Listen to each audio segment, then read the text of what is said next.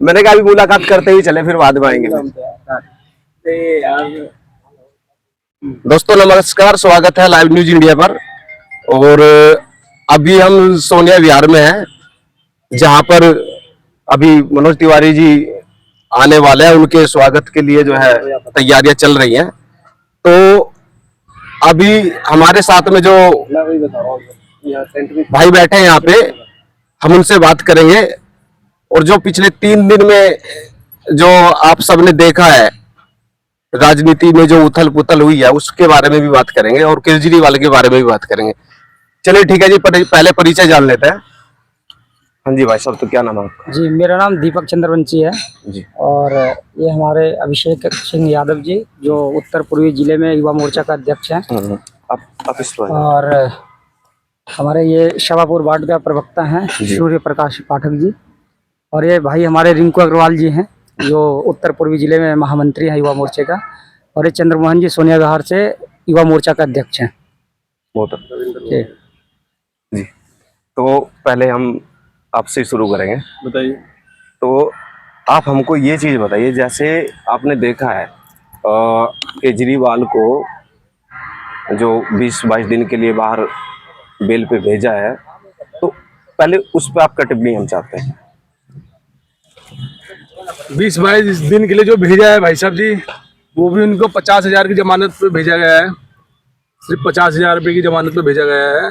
और उनके यहाँ आने से ना आने से इनको तो भेजना ही नहीं चाहिए था, बेल मिलनी नहीं चाहिए थी ऐसे लोगों को। तो चलो उससे हमें कोई फर्क नहीं पड़ता, उनके आने से ना आने से। उनको बोला गया है ना तो वो अपने ऑफिस जाएंगे, वहाँ जैसे ना कोई वो सभा कर सकते हैं।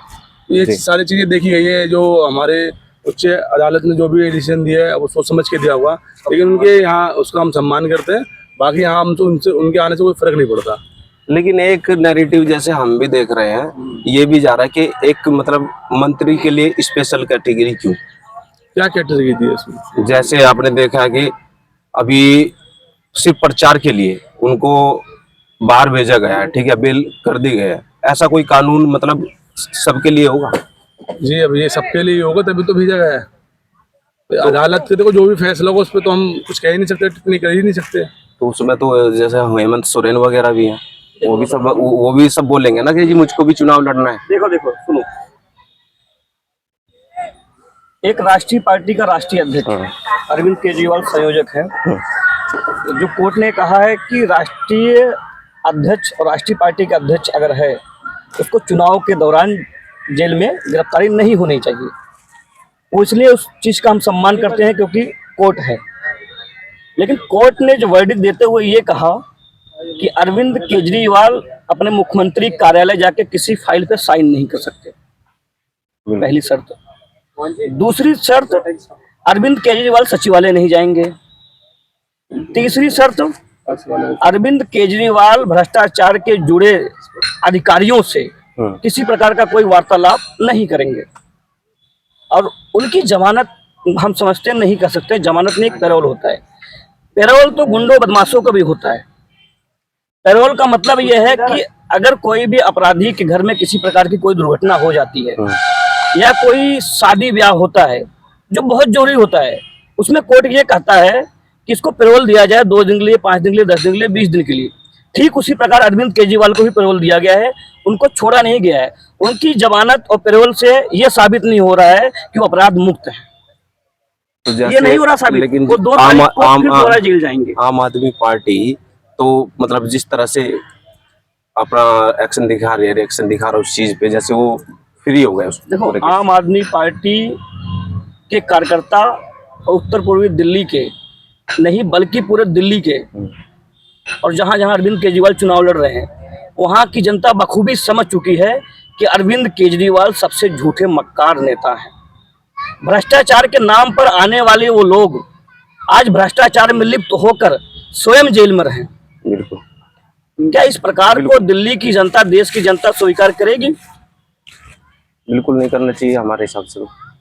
ये वो लोग हैं जो राम मंदिर बनने का विरोध करते थे, भगवान श्री राम को नहीं मानते थे।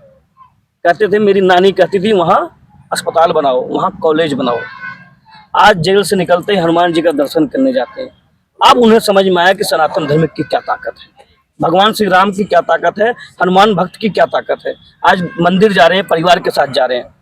मतलब मेरा एक सबसे बड़ा मतलब एक क्वेश्चन ये भी है, जिस तरह से अरविंद केजरीवाल एक भ्रष्टाचार मुक्त वाली जो लेके आए थे एक सोच, उस पूरे सिस्टम से जैसे वो मतलब अलग हो गए, क्योंकि जिन जिन पार्टियों के वो नाम गिनाते थे, एक लंबी लिस्ट गिनाते थे वो आज उन्हीं के साथ में जाके मिल गए हैं।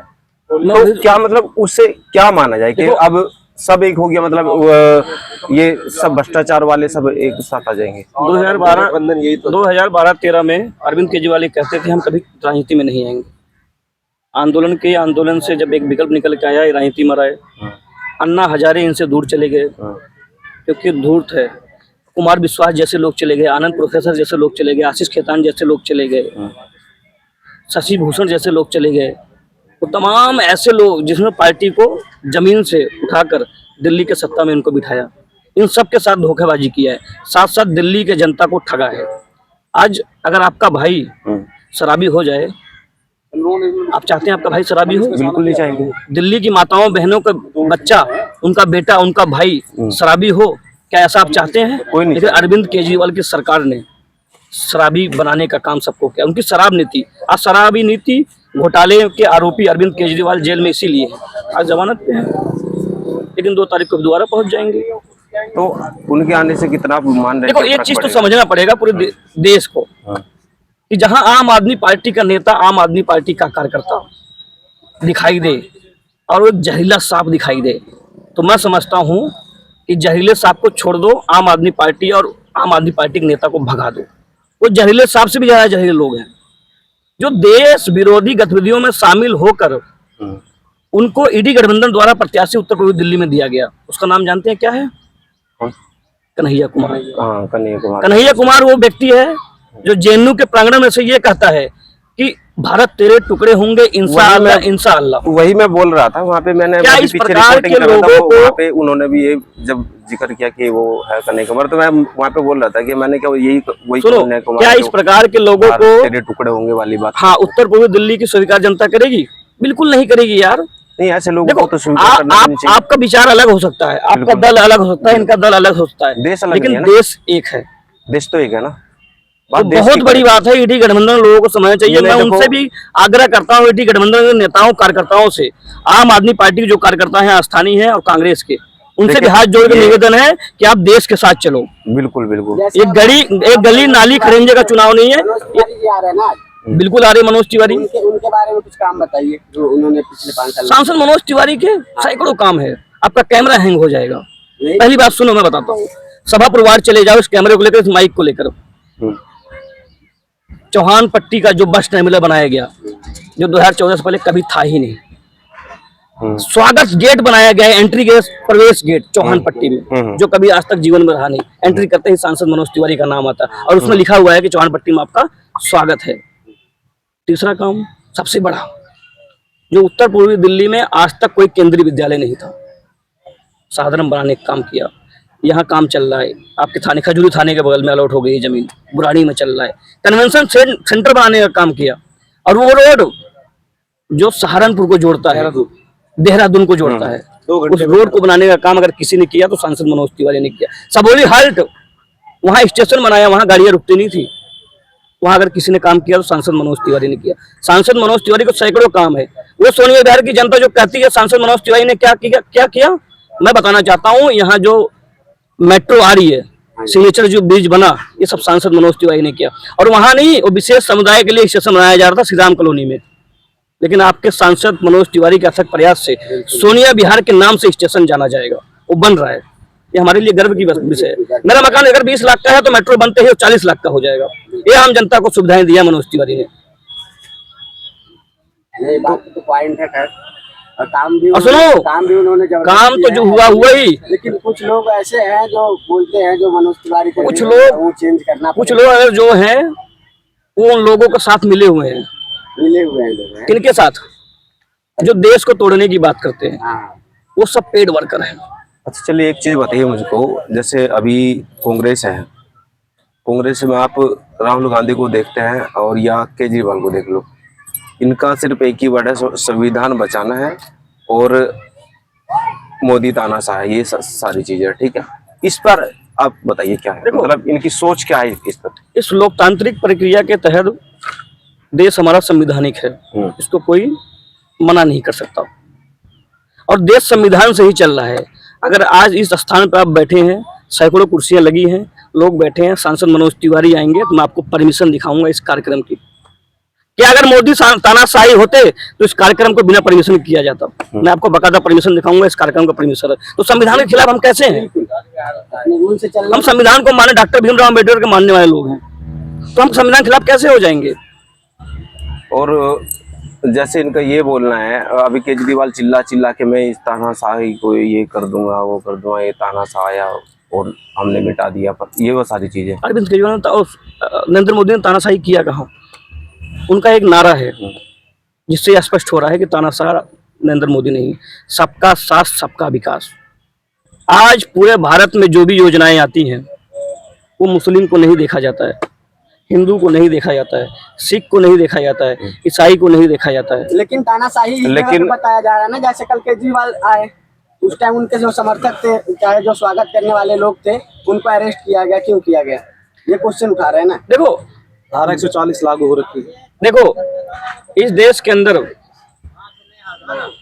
कोई भी व्यक्ति हो, आम नागरिक से लेकर नेता तक, सांसद विधायक तक, अगर आप गलत करोगे तो आपके खिलाफ कार्रवाई होगी, क्योंकि ये देश संविधान से चल रहा है। जैसे भाई साहब ने बोला, बहुत सारे हमारे ऐसे चिन्मयानंद को देखे थे जो भाजपा के नेता थे, उनके साथ कार्रवाई हो रही है ना, उन्होंने गलत किया था। तो ऐसे तमाम नेता बीजेपी में जो हैं, हमने नहीं, जो गलत करेगा भोगेगा, संविधान जो कहेगा उसका अनुसार होगा। अगर इस बात को आप कहो कि अरविंद केजरीवाल को जबरदस्ती जेल में डाला गया, तो मैं समझता हूं कि देश की जनता को अरविंद केजरीवाल मूर्ख बना रहे हैं, उनका असली चरित्र समझ में आ गया है। मेरा बड़ा सवाल एक ये है, जैसे हम मैनिफेस्टो कांग्रेस का पढ़ रहे थे तो उसमें आपने देखा होगा वो बोल भी रहे हैं जिस बात को कि हम जातिगत गणना कराएंगे और आर्थिक जनगणना कराएंगे, तो उस पर मतलब आप क्या सोच रहे हैं? अगर ऐसा हो गया तो क्या करेंगे? देखो यार, एक चीज तो समझना पड़ेगा आपको भी, देश की जनता को भी, कि कांग्रेस का जो भी मैनिफेस्टो आज तक बना, पहली बात तो जब सरकार में आएंगे जब मैनिफेस्टो का पालन होगा ना, बना लो, बड़ी बड़ी बातें कर लो ना उसमें। इस सोच से आप क्या समझते हैं? मैं बता तो रहा हूँ, आप बड़ी बड़ी बातें कर लो, मैनिफेस्टो में कुछ भी कर दो ना यार, क्या फर्क पड़ रहा है? देश में सरकार 400 पार से नरेंद्र मोदी की सरकार बनने जा रही है, उनका मैनिफेस्टो हमें देखना ही नहीं है, मतलब ही नहीं कुछ यार।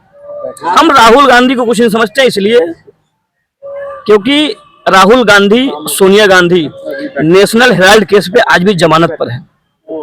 ऐसे लोग बोलेंगे कभी? अच्छा, नेशनल हेराल्ड केस के बारे में थोड़ा सा नहीं, नेशनल हेराल्ड केस तो डीपली तो मुझे नॉलेज नहीं है, कोई मुद्दा है नेशनल हेराल्ड, मैं पढ़ रहा था परसों नरसों कि कौन कौन ईडी गठबंधन लोग जमानत पर हैं। अरविंद केजरीवाल जब जमानत हुई ना, उसमें पढ़ रहा था तो थोड़ी सी लाइन देखा था, बहुत सारे लोग ऐसे हैं जो जमानत पर है।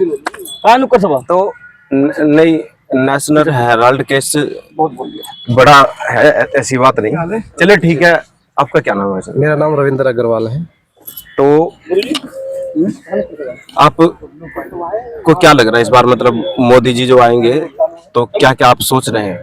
क्या मतलब युवाओं के लिए करेंगे, क्या देश के लिए और नया करेंगे, क्या आपको नई सोच लग रही है? देखो, मोदी जी किसी भी देश विदेश में जाते हैं तो सबसे बड़ी बात, सबसे पहली बात वो ये रखते हैं कि हमारा देश युवाओं का देश है।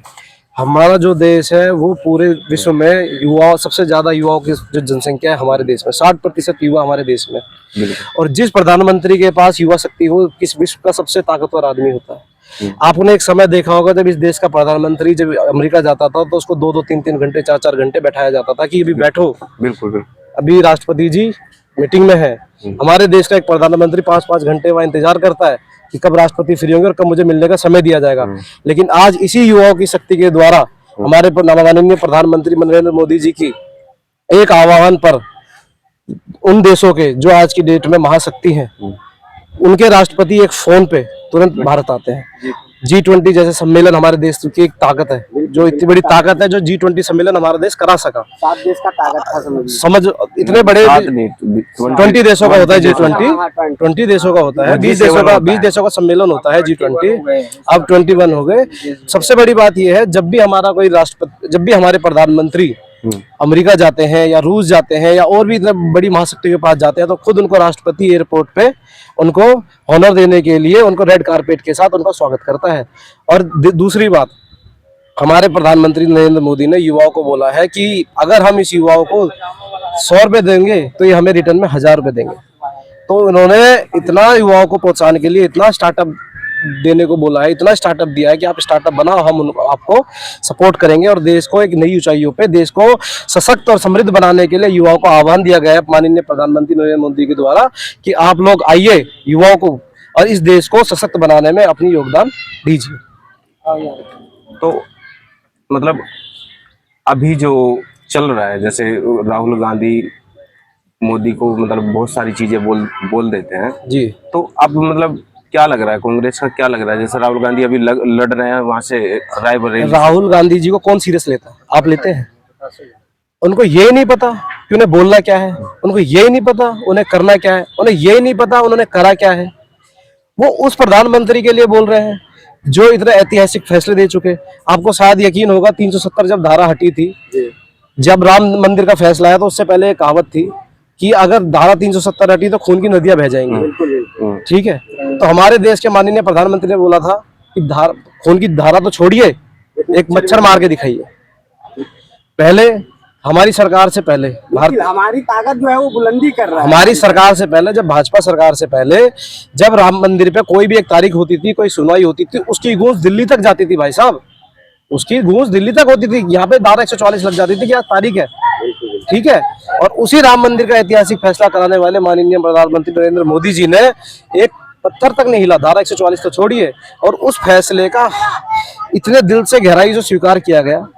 और आज उसी मंदिर को देखने जो लोग उस मंदिर के खिलाफ थे, जो कांग्रेस पार्टी, जो आम आदमी पार्टी, जो उस मंदिर के फैसले के खिलाफ अपने वकील लगा दिए थे, उसके विरोध में अपने वकील लगा दिए थे, आज वो अपनी नानी के साथ, अपनी माँ के साथ, अपने बाप के साथ, अपने पिताश्री के साथ, सबके साथ वो मंदिर का आज अपने हाथ जोड़ राज राम राम करते हैं वो लोग। नहीं तो जय श्री राम बोलते थे कि भाजपा का नारा है जो वही। और अभी जब गठबंधन वो हो ही गया है इनका, इनको तो जो पश्चिम बंगाल की वो ममता बनर्जी, ये अब कोई राजनीतिक नहीं कर रही है। ममता बनर्जी जैसी भी राम सनातन के बोलने खिलाफ पर है ये, भड़क जा रही थी और मतलब रामनवमी तक को मतलब रोक दिया था। उस पे क्या है?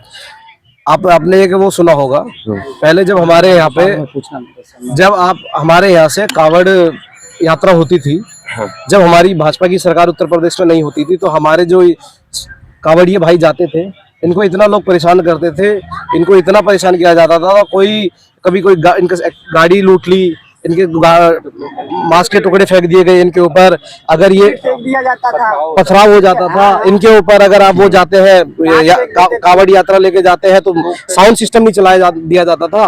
तो हमारे माननीय मुख्यमंत्री योगी आदित्यनाथ जी ने खुले शब्दों में बोला गया था कि कोई शव यात्रा नहीं है, शिव यात्रा है। अगर शिव यात्रा में अगर खुशी से नहीं लेके जाएंगे, कि शव यात्रा है जो उसको लेके जाएंगे, तो ये हमारे सनातन धर्म की एक बहुत बड़ी जीत है।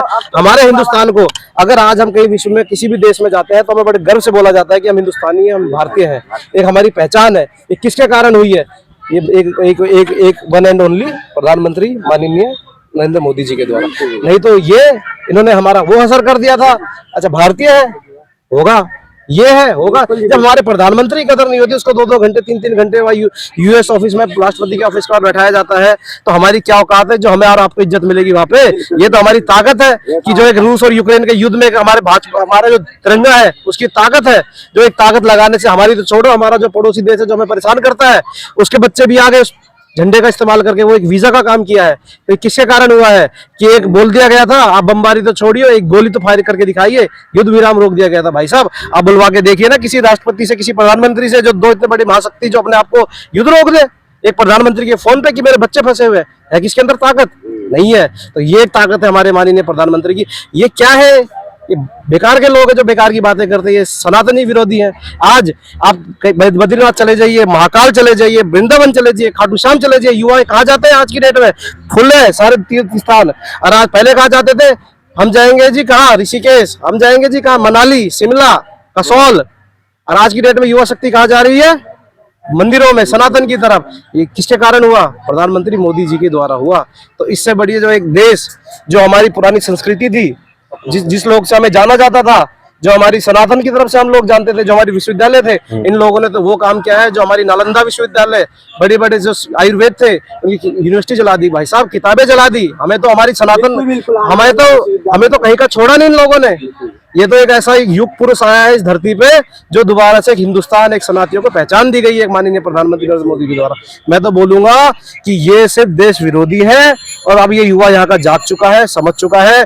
युवाओं के आज एक किसी भी युवा शक्ति के पास आप चले जाओ, वो मोदी जी के अलावा कोई दूसरी बात ही नहीं करता। ये चुनाव किसका है? मोदी जी का। चुनाव किसका है? देश का। चुनाव किसका? सनातन का। आप आज उस मंदिर पे जाइए, जब इन लोगों को शर्म नहीं आई, जब वो रामलला हमारे टेंट में बैठते थे, जब इनके अंदर बिल्कुल दया नहीं आई, जब ये वो इंडी गठबंधन था जिन्होंने अपने देश के बड़े बड़े वकील उस फैसले को रोकने के लिए लगा दिए थे। आज ये हमारे, अगर सनातन, हमारे ये भारत सरकार, मोदी नहीं होते, हमारे प्रधानमंत्री जी, तो इनकी क्या ताकत थी जो ये कोई और इस पर फैसला दिलवा देता था? ये इन्होंने जो आज 70 साल से जो काम नहीं हो रहा था उसको करने का, उसको कराना भाई साहब। ये तो आप, मैं सोचो, देखो सबसे बड़ी बात है उज्ज्वला योजना, महिलाओं के लिए घर घर शौचालय बनाना, मकान बनवाना, आवास विकास योजना के अंतर्गत किसानों को सम्मान निधि योजना देना। भाई साहब आयुष्मान कार्ड योजना, ये आपका केजरीवाल, इसने आयुष्मान कार्ड लागू नहीं होने दिया। नहीं, आप नोएडा चले जाओ, यहाँ से 20 किलोमीटर दूर में मेट्रो अस्पताल है, कैलाश अस्पताल है, दुनिया भर के कोई प्राइवेट हो, कितना बड़ा अस्पताल हो जाए, वो कार्ड दो, आपसे ये नहीं पूछेंगे आप किस जाति किस धर्म से हो, ठीक है? आप वो कार्ड दो, आपको 5 लाख का इलाज मुफ्त है। लेकिन ये नीच मानसिकता के आदमी ये कार्ड को लागू नहीं होने दिया। ये गरीब आदमी आज किसी प्राइवेट अस्पताल में इलाज नहीं करा सकते। ये हमारे प्रधानमंत्री, अब छोड़ो दिल्ली को, दिल्ली के नजदीक किसी भी एनसीआर क्षेत्र में चले जाओ। कुछ लोग कहते हैं बिजली पानी ये सब क्या मतलब फ्री दे रहा है, तो ये सब इस पे क्या कहना? क्या फ्री दे रहा है? कई लोग यही बोल रहे क्या हैं। फ्री दे रहा है? आप एक बात बताइए ना, फ्री कुछ नहीं दे रहा। फ्री सिर्फ ये हम जैसे आप जैसों की जेब से निकाला जा रहा, इस तरीके से नहीं तो उस तरीके से। आप 200 यूनिट पार होते ही आपका आप फिर यूनिट छोड़ो, कितने यूनिट दे रहा है आपके, सबके बिल बढ़ के आ रहे हैं। चाहे इधर से कान पकड़ो, चाहे इधर से कान पकड़ो, ऐसा आपकी जेब से जाना। जिसका फ्री आ रहा है अगली बार उसका बिल बढ़ा के दे देगा तो कवर कर लेगा कुछ। अभी मतलब पूरा इंडी गठबंधन में केजरीवाल के मतलब बेल पर आने के बाद एक मतलब एक नैरेटिव ये चला जा रहा है, जैसे ये बोल रहा है कि अब पता नहीं कौन आ गया, अब मतलब उससे कितना फर्क पड़ रहा है? कोई फर्क नहीं है, उससे कार्यकर्ता ही, अगर ऐसा फर्क होता तो सबको पता था कार्यकर्ता क्यों छोड़ के जाते। आज इतने बड़े बड़े नेता, आप इस पार्टी को छोड़ो, कांग्रेस के भी बड़े बड़े नेता, नाम आप सबको पता ही है, लवली जी हो गए, बहुत बड़े बड़े हैं हमारे, आप उनका सम्मान करते हैं। वो लोग दुखी थे ना, इनके नेता इनकी पार्टी से दुखी है, इनके कार्यकर्ता हैं, तो इन लोगों को समझ में आ गया, हमारे बड़े भाई हैं उन सबको समझ में आ गया है कि ये सनातन के खिलाफ है, देश के खिलाफ है। तो इसके आने से ना जाने से कोई नहीं फर्क पड़ता। मुजरिम था, मुजरिम है और मुजरिम रहेगा, सीधी सी बात है। 1 तारीख को फिर वापस जाना भैया को अपने साथियों से मिलने, जो जेल में इनके साथ इनका इंतजार कर रहे हैं। जैसे अभी इनके नेताओं के घर से इतने नोट ईडी ने जो छापे मारे हैं जी, जैसा हेमंत सोरेन है, अभी एक और जी पिछले वीक में आपने देखा है, तो उस पर क्या मतलब ऐसे नेताओं के लिए क्या हो? ये सब चाचा मुसेरे भाई भाई, सीधी सी बात है। ये चाहे कितनी ताकत लगा लो, देश की जनता, देश की सब समझ गए हैं। लेकिन एक चीज, एक क्वेश्चन उसमें ये भी है कि भाई अगर बीजेपी में कोई चला जाए तो वहां जाके कैसे, मतलब बीजेपी में आने के बाद फिर क्यों उसको छोड़ दिया जा रहा? बीच समझा नहीं मैं आपका क्वेश्चन क्या। मेरा क्वेश्चन ये है, अगर बीजेपी में कोई शामिल हो जा रहा है उसके ऊपर कोई ईडी सीबीआई का कोई किसने बोला? इस बीजेपी के अभी हमारे बड़े भाई ने, सूर्या जी ने जो है बताया अभी आपको कि बीजेपी के नेता थे जो, उनको भी तो अंदर करा गया। हमारे बीजेपी के कई ऐसे नेता हैं जिनके ऊपर चार्जेस हैं, उनको अंदर करा गया। जो गलत होगा उसके साथ गलत, उसको गलत होगा उसके साथ। ऐसा पार्टी किसी के खिलाफ वो नहीं है कि भाई हमारा नेता है तो वो सही है, वो उसका नेता वो सही है, ऐसा कुछ नहीं है। अगर आप अनैतिक हैं, आपने अनैतिक कार्य किए हैं, अगर आपने गलत काम किया है, चाहे वो भाजपा के हो, आप किसी पार्टी के हो, आपके साथ नहीं, देखो फैसला किया जाए। जो क्वेश्चन हमारे सामने आते हैं वही क्वेश्चन हम आपसे कर रहे हैं। क्वेश्चन आप जो कह रहे हैं बिल्कुल ठीक है। इलेक्टोरल बॉन्ड पे आपको क्या कहना है? भाई साहब एक बात बताइए, इलेक्टोरल बॉन्ड क्या कहना है उस पे तो कोई कहने वाली बात ही नहीं। जो चीज नियम के अनुसार है वही तो चीज है, सारी चीजें। मतलब जो ये बिल लेके आए थे इसका अरुण जेटली जी,